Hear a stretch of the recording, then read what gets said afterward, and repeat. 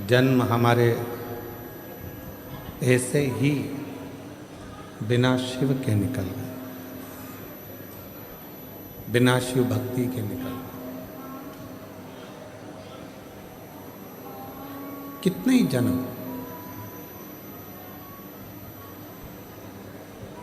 उन जन्मों में हम भगवान की अविरल भक्ति को प्राप्त नहीं कर सके। शायद अगर उन जन्म में हम भगवान शंकर की अविरल भक्ति को प्राप्त कर लेते तो हमारा जो जन्म और मरण का जो चक्र है, उस चक्र से हम छूट गए होते।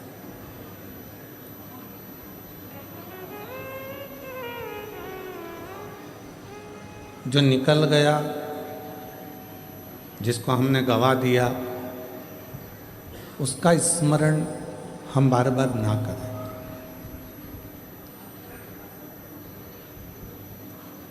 जो चले गया उसको क्या याद करें। बचपन गया और हम विचारों में पड़े हुए हैं कि हमारा बचपन निकल गया, हमारा बचपन निकल गया, हमारा बचपन निकल गया।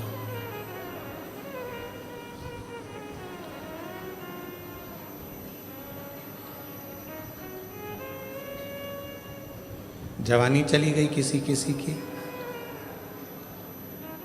हम उसी स्मरण में डूबे हुए हैं कि हमारी जवानी चली गई, युवान अवस्था हमारी चली गई।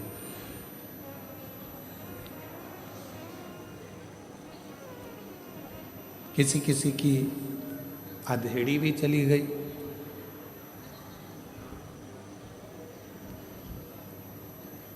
अब बुढ़ापा आया है तो बुढ़ापे में विचार आ रहा है कि मेरा बचपन, जवानी, अधेड़ी सब चली गई। और अब जो ये अवस्था है बुढ़ापे की,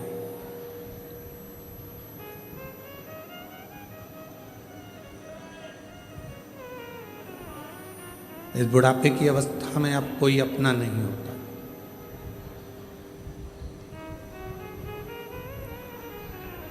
और बचपन खेल में खोया, जवानी नींद भर सोया, बुढ़ापा देख कर रोया, मौत हंसती है। बचपन गया, जवानी गई। आवाज सेट नहीं है तुम्हारी साउंड की।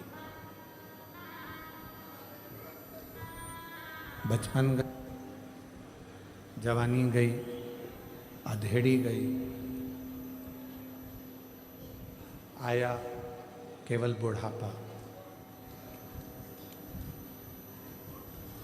और बचपन खेल में खोया, जवानी नींद भर सोया, बुढ़ापा देख खोया, सिराने मौत हंसती है।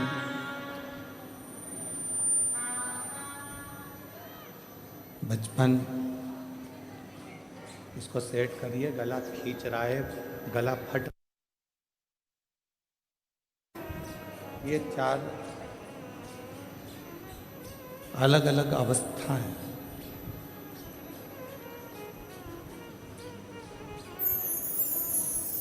और इन अवस्थाओं में हम कितना भगवान का भजन करें हैं, हम कितना मंत्र जाप करें हैं, हम कितना स्मरण करें हैं, हम कितना कीर्तन करें हैं, कि मान लो हम यदि भगवत नाम कीर्तन ना कर पाए, हम भगवत भजन ना कर पाए, हम स्मरण ना कर पाए, हम मंत्र जाप ना कर पाए,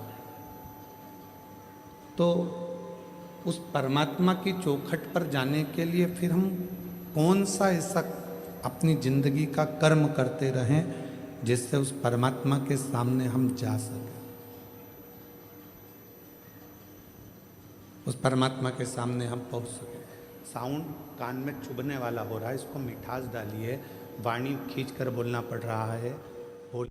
इस कर्म को कर कर हम उस परमात्मा के सम्मुख में पहुंच जाएं, हम परमात्मा के सामने पहुंच जाएं। और शिव महापुराण में वेद व्यास जी वर्णन करते हैं कि वो एक कर्म ऐसा है, सत्कर्म।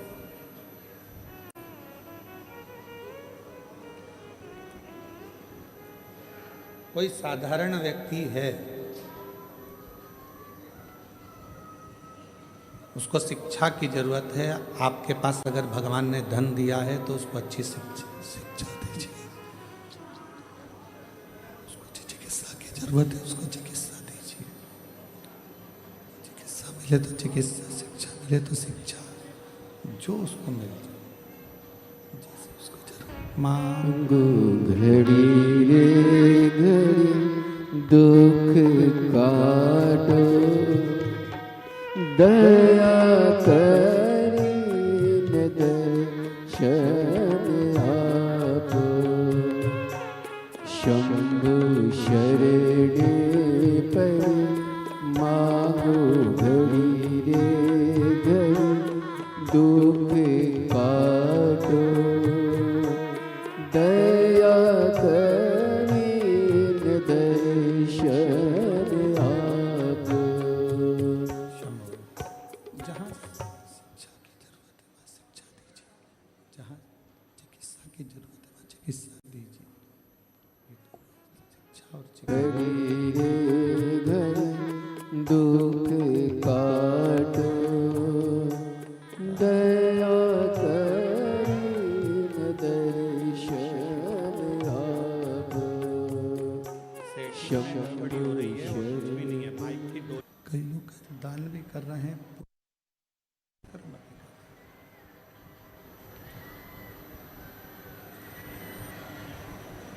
कर रहे हैं, कहाँ सत्कर्म कर रहे हैं बताया जाए। कहाँ पुण्य है, कहाँ सत्कर्म है, कहाँ दान है,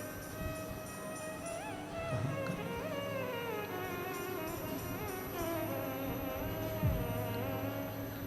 तो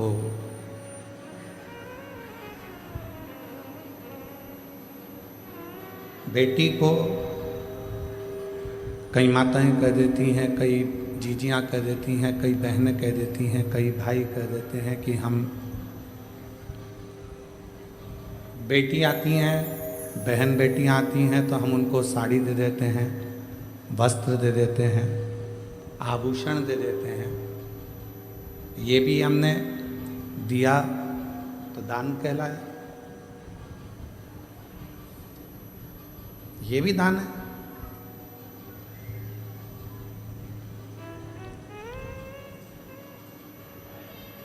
थोड़ा सावधानी से सुनिएगा कथा को। तुम्हारी बहन आ रही है, तुम्हारी बेटी आ रही है और उसको तुम कुछ दे रहे हो, वो दान नहीं कहलाएगा, वो उसका हक कहलाएगा। ऐसे नहीं दोगे तो दूसरी तरह से लेना आता है, उसको दान नहीं कहेंगे। मैंने उसको साड़ी दिला दी है तो तुमने सोचा कि मैंने उसको दान कर दिया, उसको वस्त्र दिला दिया तो तुमने दान कर दिया, उसको आभूषण दिला दिए तो दान कर दिया।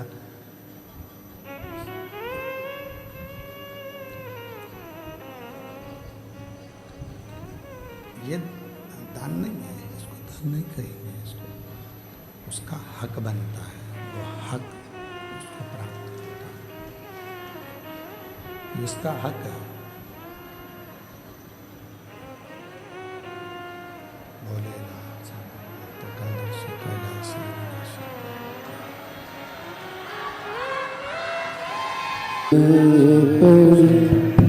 मांगो घड़ी रे घड़ी दुख काटो, दया करी दर्शन आँख काटो, दया करी दर्शन आपो।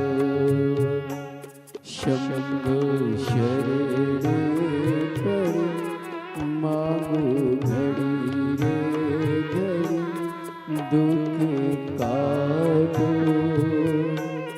दया करी दर्शन आपो। शंभु शरण किसी को दिया वो दान नहीं है, वो उसका हक है।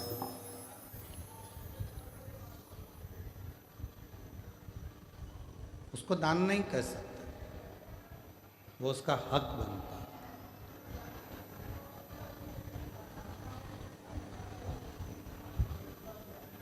कोई कहता है कि हमने हमारे परिवार के व्यक्ति को दिया, दान दिया, वो दान नहीं कहलाता।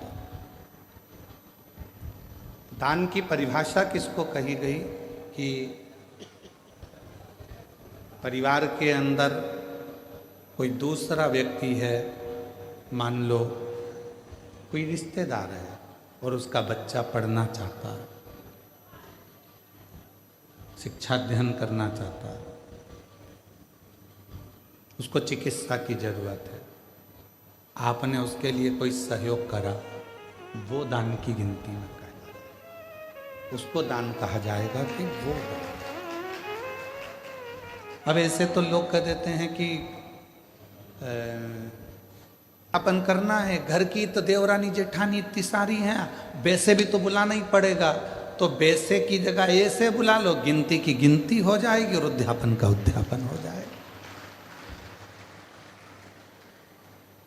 मतलब तुम्हें काम निपटाना है, तुम्हें उस अध्यापन का फल प्राप्त नहीं करना, तुम्हें उस अध्यापन का फल नहीं चाहिए, तुम्हें केवल काम को निपटाना है, केवल काम निपटाना नहीं भाई। उद्यापन करोगी तो देवरानी तो भोजन करेगी करेगी, जेठानी तो भोजन करेगी करेगी, ननंद भी आएगी, नंदोई भी आएगा, तो इन सबको तो तुमको भोजन कराना है, पर इनको उद्यापन में नहीं गिनना है। उद्यापन में उनको गिनो जो दूसरे हैं। क्यों? हम अगर जेठानी को भोजन करा रहे हैं उद्यापन में और जेठानी झूठे बर्तन को हाथ लगा रही है, हम ननंद को भोजन करा रहे हैं उद्यापन में और ननंद पट्टी बिछा रही है, भोजन परोस रही है, काम कर रही है, तो तुम्हारे उद्यापन का फल कहां से मिलेगा तुमको? उस उद्यापन का फल भी तो मिलना चाहिए, उसका फल भी तो प्राप्त होना चाहिए। हमें फल कब मिलेगा? जब हम कोई दूसरा आया है उसके लिए पट्टी बिछा रहे हैं, आसन लगा रहे हैं, भोजन की थाली तैयार कर रहे हैं, भोजन करा रहे हैं, पकवान दे रहे हैं, उनको कोई सामग्री दे रहे हैं, तो वो उद्यापन का फल प्राप्त होगा।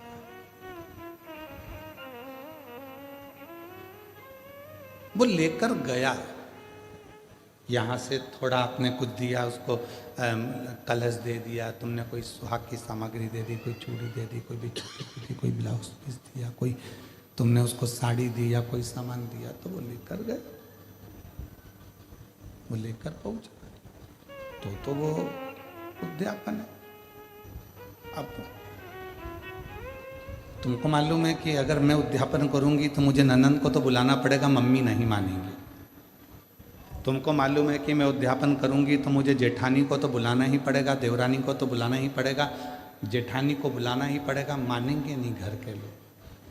तो क्यों ना उनको भी उद्यापन में जोड़े में गिन लूं, और तुमने उनको भी उद्यापन के जोड़े में गिन लिया और विचार करा, मेरे 16 जोड़े पूरे हो गए, मेरे 16 सोमवार का उद्यापन हो गया, अब भगवान शंकर मुझे फल देंगे।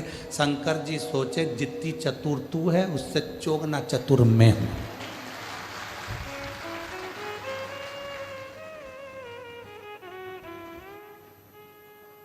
कर वापिस उद्यापन, फिर वापिस कर 16 सोमवार, वापिस 16 सोमवार कर, वापिस उद्यापन कर, वापिस व्रत कर, वापिस कर। पशुपति व्रत किस किसने करे? हाथ उठा दो। पशुपति व्रत जिस जिसने करे पशुपति व्रत को, पशुपति व्रत जिस जिसने भी करे हाथ उठाओ जरा। हाँ ठीक है, रखिए, प्रणाम। हम भी करें, ठीक है, हम भी हाथ उठाए, हमने भी करा। और हमारी धर्म पत्नी ऐसा कोई महीना नहीं जाता होगा जिस महीने में एक बार पूरे 5 पशुपति व्रत नहीं कर लेती है। उसका नियम है, वो व्रत महीना 2 महीना में, 2 महीना 3 महीना में पशुपति व्रत करती रहती करती।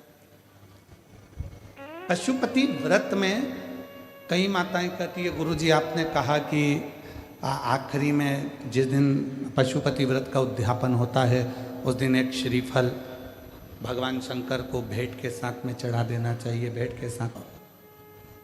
तो वो पशुपति नाथ है, उसको पशुपति नाथ कहते हैं। और वो पशुपति नाथ है। पूरे 5 व्रत में हमने मान लो कोई गलती करी हो, 5 व्रत में हमने भगवान को शीश नहीं झुकाया हो, 5 व्रत में हमने भगवान को नमन ना करा हो, तो ये जो श्रीफल है, जो ये श्रीफल, जो ये नारियल है, ये शीश का काम करता है। श्रीफल नारियल शीश का काम करता है। और ये श्रीफल नारियल हम भगवान शंकर को तो देते हैं। हे प्रभु, हो सकता है कि मैंने अपना शीश आपके चरणों में नहीं नवाया हो सकता है, जैसे गलती हो सकता है मैंने गलती करी। रूपी नारियल मैंने ये अपना मस्तक, शंभो शंभो, मैंने अपना ये मस्तक, अपना ये शीश आपके चरणों को नमन करने के लिए दिया।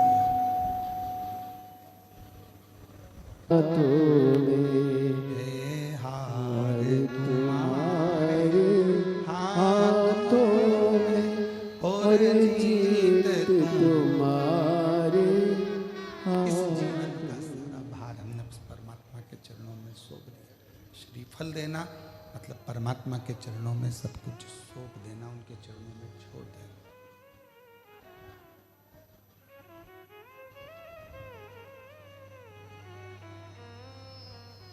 ये जितना, कई लोग कहते हैं गुरुजी, गुरुदेव, आप कहते हो कि पूर्व समय का हमारे कर्म का भोग हमको इस जन्म में आकर भोगना पड़ता है, हमारे पूर्व का कर्म का दंड हमको इस जन्म में भोगना पड़ता है। हाँ, भोगना तो पड़ता है।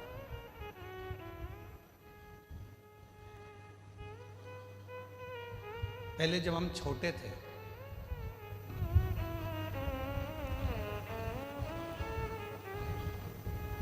बहुत ज्यादा छोटे थे,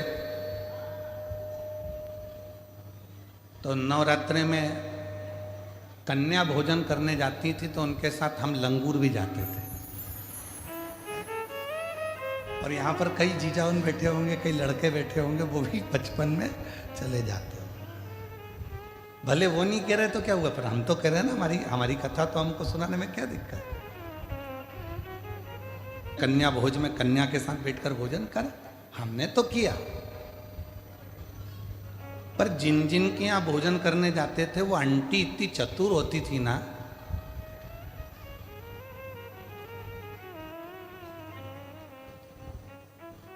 पूड़ी बनाती, हलवा बनाती, सब्जी बनाती।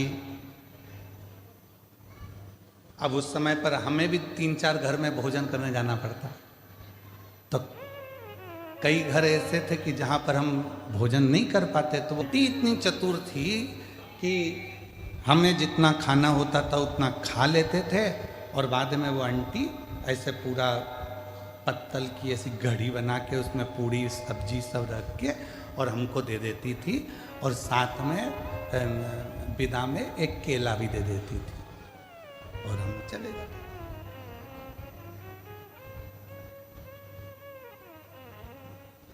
उस समय का देवी जी के समय पर जो हमने कन्या भोज में भोज करा और जो पत्तल लेकर आए, आज समझ में आता है कि उनके घर में हम पूरा नहीं खा सके तो उसने पत्तल में बांध कर दे दिया। उसी तरह ऊपर भी हमारा कर्म का दंड हम पूर्व जन्म का नहीं भोग सके तो उसने हमारे जन्म के साथ पत्तल में बांधकर अभी दे दिया।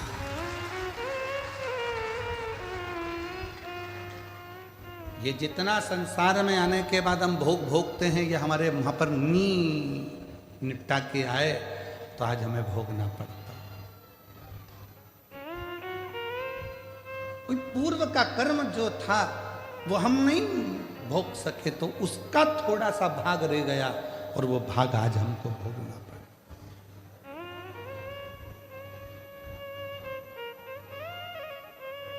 और कोई पिछले जन्म के अच्छे कर्म मुझे बाबा तेरा साथ मिला।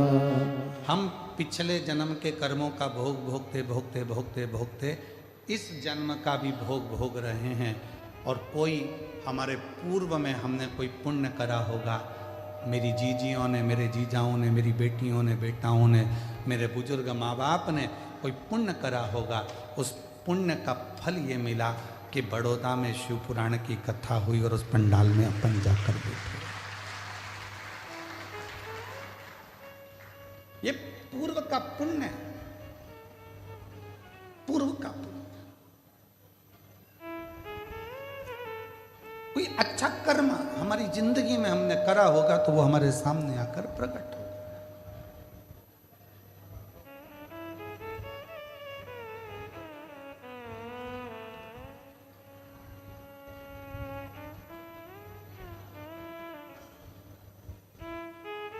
किसी ने पूछा गुरुजी बहू कौन से कर्म से मिलती है? हमने कहा गाय को रोटी खिलाने से। अच्छा, हाँ, पूर्व जन्म में गाय तुम्हारे दरवाजे पर आती थी, तुम्हारे दरवाजे पर खड़ी रहती थी रोटी के लिए, तुम रोटी लाकर देती थी, वो खा लेती थी।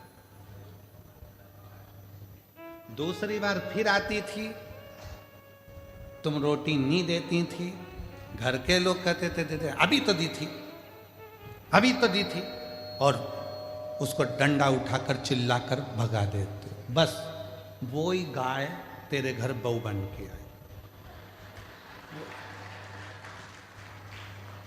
सुबह की चाय दे देती है बहुत अच्छे से, दिन की मांग के दे, मांग के। अरे मम्मी अब भी तो पी थी तुमने, सबकी चाय बनाऊंगी तो क्या तुम्हारी भी बनाऊंगी? ये तो अब भी सर्विस से आए, नौकरी से आए, इनकी बनाऊं कि तुम्हारी बनाऊं? बस अगर उस समय पर रोटी 2 बार भी दे देती तो 2 बार चाय भी मिल जाती। 2 बार पूर्व कर्म, पिछला हिसाब बराबर।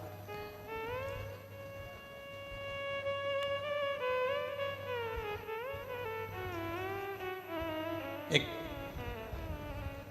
पुरानी कथा बा, बहुत पहले हम श्रवण कराए थे, आज फिर स्मरण में आ गई कि एक राजा के लड़के की शादी हुई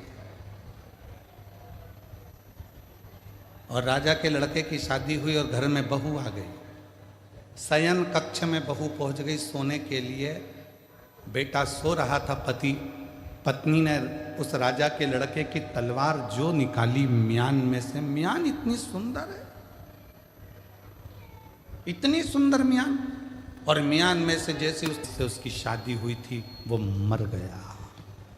तलवार छूटते ही उसी के ऊपर गिरी और उसका गला कट गया, वो मर गया। उस बहू ने विचार करा कि मुझे मृत्यु दंड मिलेगा, राजा का इकलौता लड़का है। उसने उस राजा के लड़के को खींचा, तुलसी के क्यारे के पीछे ले जाकर उसको पटका और कक्ष में चली गई।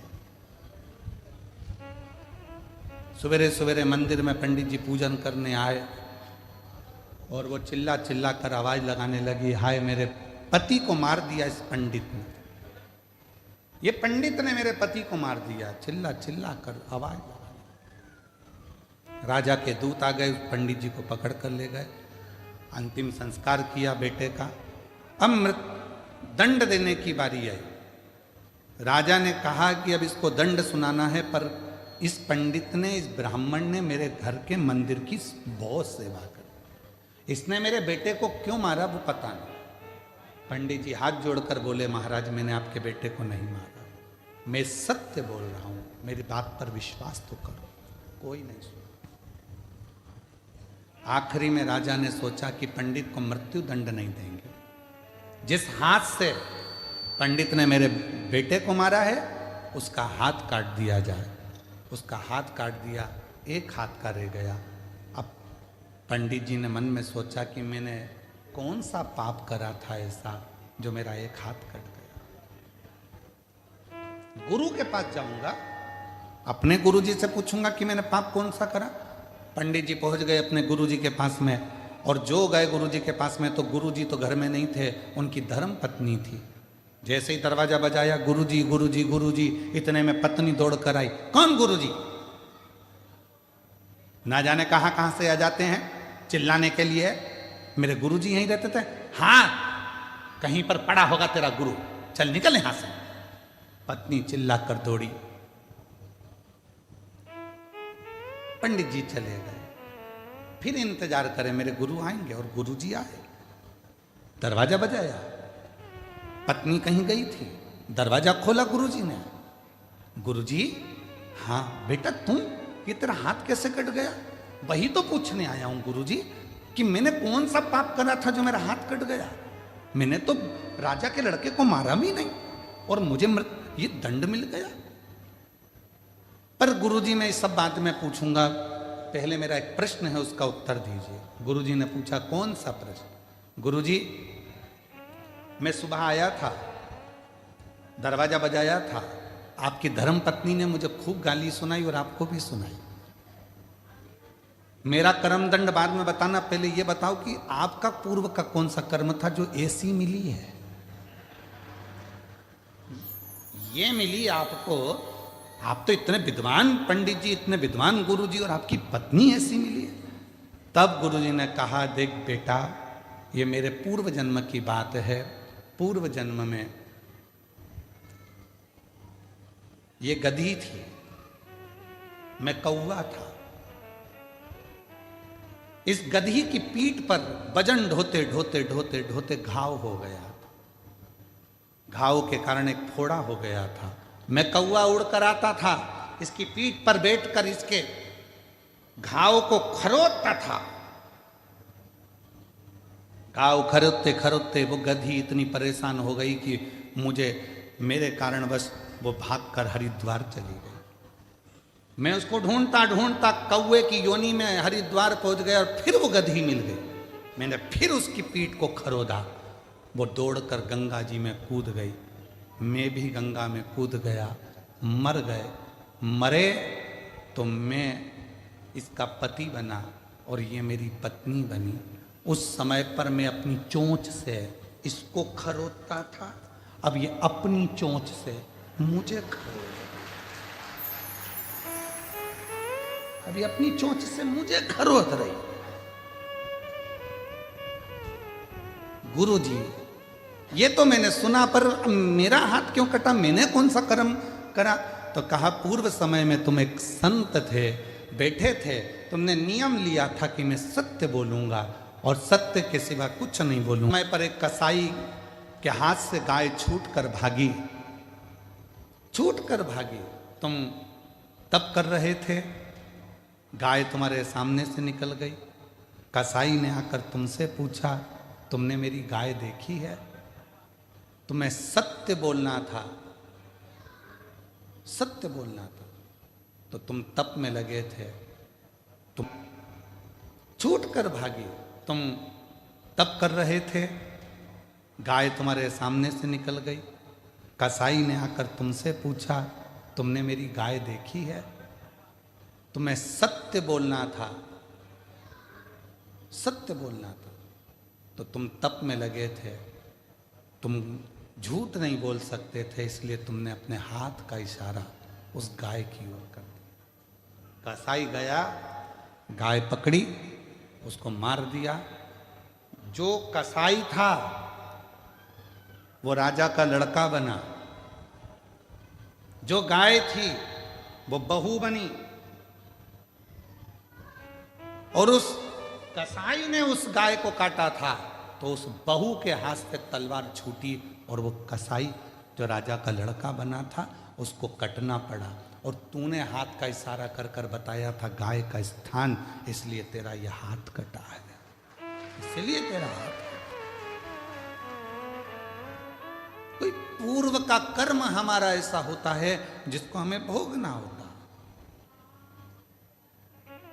कई लोग कह देते हैं हम मंदिर जाते हैं इसके बाद भी हमें दुख पीछा नहीं छोड़ता, हम भगवान का भजन करते हैं फिर भी दुख पीछा नहीं छोड़ता, हमारा पूर्व का हम जो कर कर आए हैं वो तो, हम जो वहां पर भोजन नहीं कर पाए तो पत्तल बांध कर लाए हैं वो तो खाना पड़ेगा, वो तो लाए हो ना बांध कर, तो उसको तो भोगना ही है। पर कुछ अच्छे कर्म कर कर, जब हम कुछ अच्छा कर्म करने हैं तो हमारा कर्म श्रेष्ठ होते चले जाता। महाराज